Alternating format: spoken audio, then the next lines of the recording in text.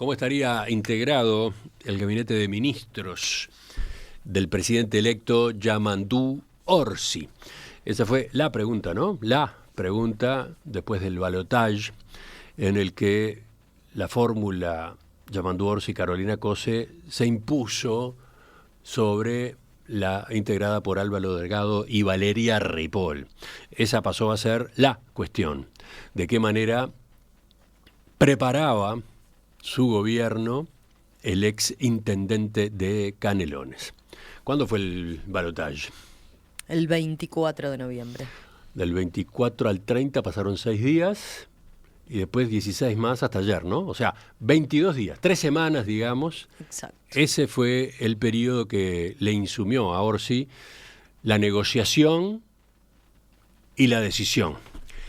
Un trabajo que, según él mismo había anticipado, tenía su complejidad. Lo había mencionado él, lo había mencionado el futuro secretario de la presidencia, Alejandro Sánchez, porque había que tener en cuenta una serie de variables. Por ejemplo, la proporcionalidad de fuerzas de los sectores del Frente Amplio derivada de la última elección nacional. Por ejemplo, cómo están representados los grupos en el Senado de la República. Ese era un factor, ¿no?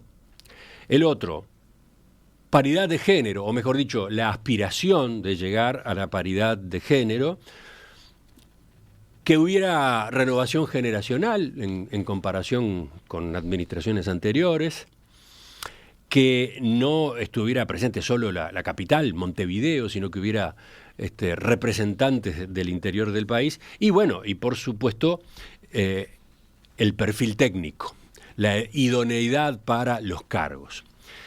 Esos eran varios de los factores a tener en cuenta, no diría que todos. Después también estaba la posibilidad de simplemente recurrir a personas de confianza del propio presidente de la República. Bueno, con todas esas variables hubo que desarrollar las conversaciones internas dentro del Frente Amplio y resolver. No era sencillo. Y el resultado, el que conocimos ayer, de algún modo muestra, digamos, la complejidad que tuvo esa tarea.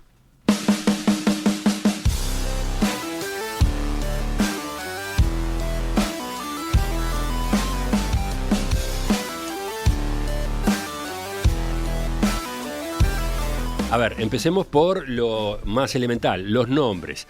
Ya sabíamos que el secretario de la presidencia iba a ser Alejandro Sánchez y el prosecretario de la presidencia, Jorge Díaz. Vayamos al gabinete mismo de ministros. ¿Cuáles son, ahora sí, ya plenamente confirmados, los titulares y los subsecretarios? Bueno, empezamos con el Ministerio del Interior. Allí el titular será Carlos Negro y como subsecretaria Gabriela Valverde. En Industria irá Fernanda Cardona junto con Eugenia Villar como subsecretaria. En Desarrollo Social, Gonzalo Sibila y el número 2 será Federico Graña. En Educación, José Carlos Maía, acompañado por Gabriela Verde.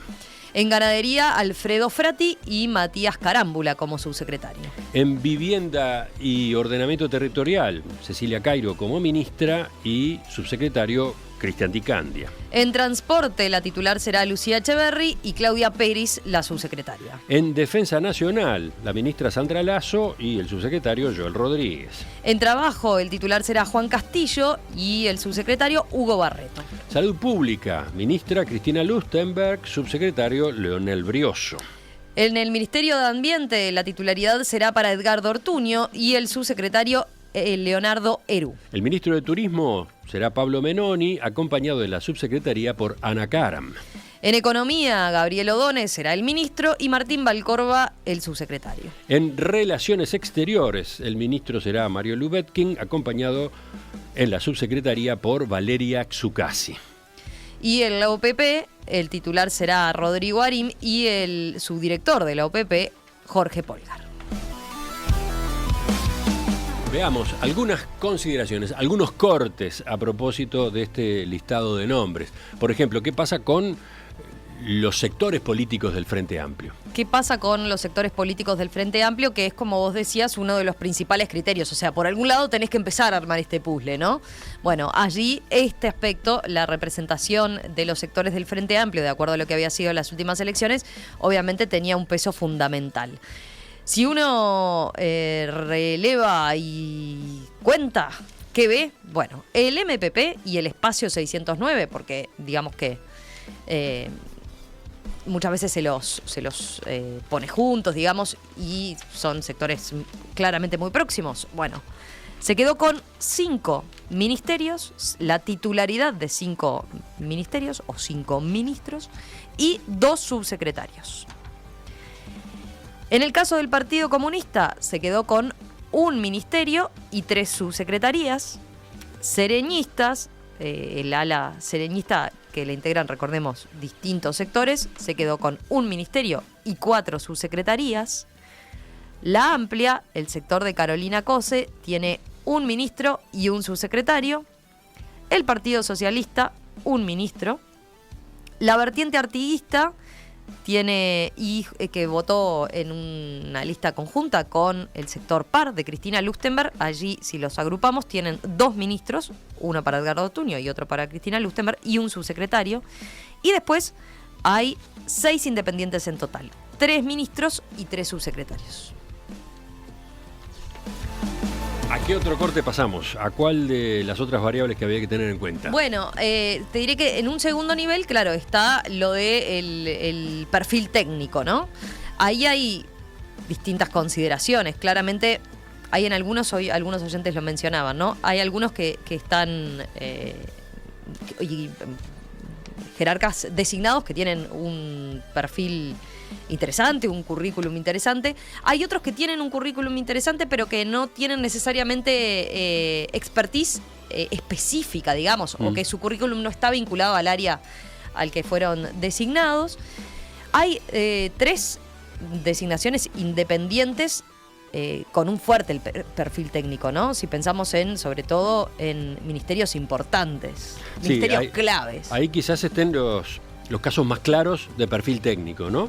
Gabriel Odone en el Ministerio de Economía, Carlos Negro en el Ministerio del Interior a partir de su experiencia como fiscal y en particular fiscal de homicidios, y Mario Lubetkin, que estará al frente de la Cancillería y que viene de una larga trayectoria en organismos internacionales, en particular en la FAO, la Organización de las Naciones Unidas para la Alimentación.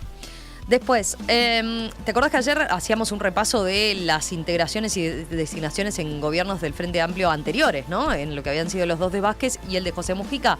Bueno, había uno, el primer gobierno del Frente Amplio, por ejemplo, decíamos ayer, tenía un claro perfil de peso político por el lado de que los cabezas de lista, había 6 cabezas de lista integrando aquel gabinete. Bueno, ahora justamente una característica es que no hay cabeza de lista del Senado. Hay un matiz ahí. Gonzalo Sibila sí es cabeza de lista. Gonzalo Sibila sí. Y es secretario general del Partido Socialista. Es el único caso. Está bien. También podríamos decir que Juan Castillo es el secretario general del Partido Comunista. Bueno, del Partido Comunista, no encabezó la lista. Ahí está, no encabezó la lista al Senado. Lo mismo José Carlos Maía, por ejemplo, es hoy en día digamos, el referente de Asamblea Uruguay, pero Asamblea Uruguay, por ejemplo, él iba tercero en la lista de sereñistas, ¿no? Dentro de ese paraguas iba tercero, en tercer lugar. Bueno, y Alejandro Sánchez, que va a ser secretario de la presidencia, es por otro lado el principal referente del MPP y era, digamos, el número 1 de la Cámara Alta, ¿no? Claro.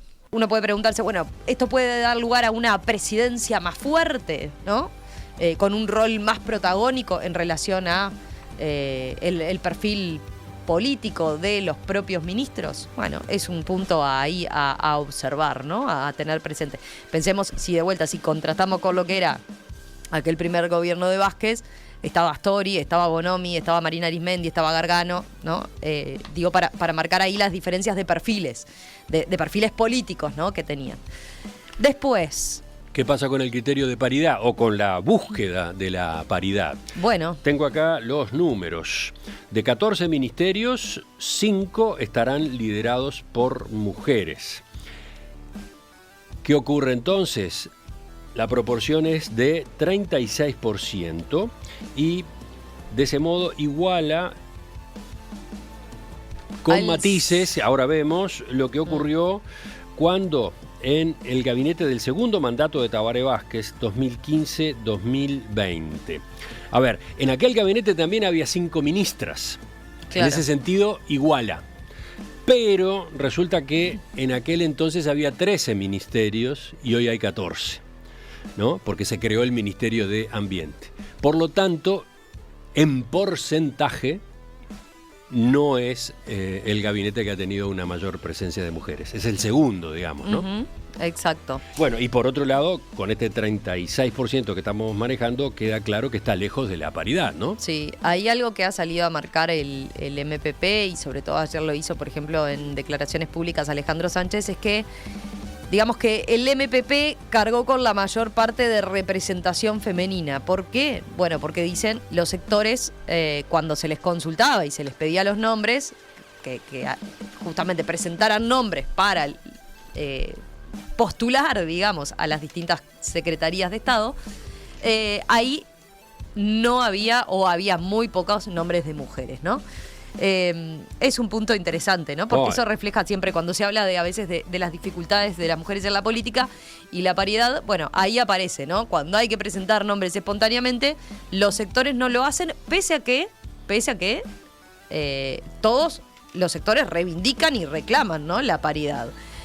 Y que además el Frente Amplio, recordemos, es de todos los partidos políticos el que tiene más incorporado y que ha llevado a cabo medidas más importantes en este tema, pensando en la conformación de sus listas, ¿no? Sus listas son paritarias. Bueno, no fue así en este caso, quedó lejos de ese 50% que aspiraba Yamandu Orsi, pero también hay un tema ahí de eso, ¿qué pasa a la interna de los propios sectores cuando tienen que postular, presentar y promover figuras, ¿no? Esta flor de discusión es una de las tantas que se abren. Veía hoy en la diaria declaraciones que hace Nikki Johnson, doctora en ciencia política, que se ha especializado justamente en la presencia de la mujer en política. Y a propósito de esas explicaciones que dio Alejandro Sánchez, dice que no son de recibo. No corren. No son de recibo. Sí. Si hubo sectores que no propusieron nombres de mujeres, eso se podría haber evitado. ¿Cómo?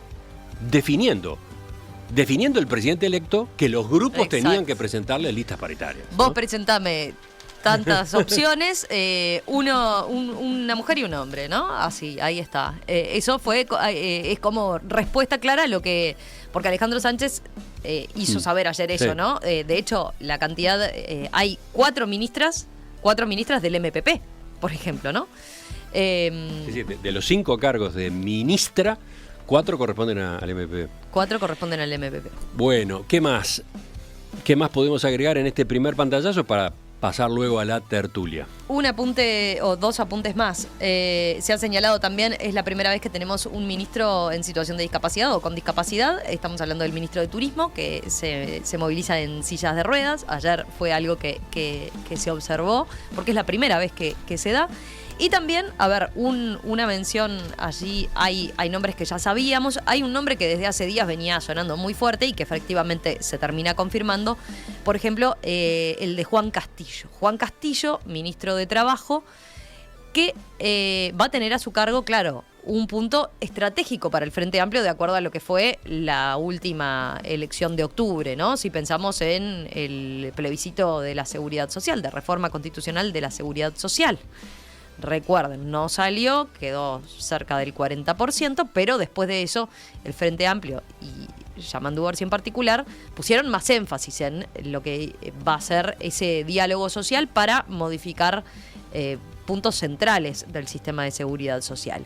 Y ahí ponen al frente nada más y nada menos que a Juan Castillo. El secretario general del Partido Comunista, que fue dentro del Frente Amplio el partido que lideró el apoyo a la recolección de firmas en su momento y al voto por el sí a la reforma del PIT-CNT, ¿no? Exacto. Hay algunos que lo interpretan como, bueno, puede ser, digamos, hacete cargo, ¿no? Pero por otro lado también lo que explican en el Frente Amplio tiene que ver con, lo que esperan de ese diálogo social o cómo esperan que se dé ese diálogo social. Recordemos que en ese diálogo social va a tener que tener una participación importante, entre otros el PIT-CNT.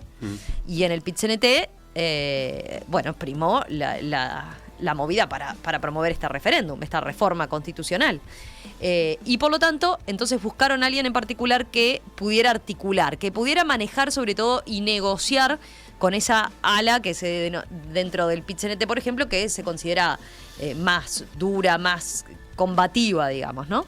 Así que por ahí va la cosa. Marco dice porque es uno de los que se confirmó ayer y que va a tener esa responsabilidad, que es uno de los puntos que se va a mirar. Otro punto que se va a mirar en ese ministerio es cómo jugará un dirigente sindical de larga trayectoria cuando haya que negociar cuestiones laborales, justamente, ¿no? Ya las cámaras empresariales días antes de su nombramiento oficial, habían salido a advertir al respecto, ¿no?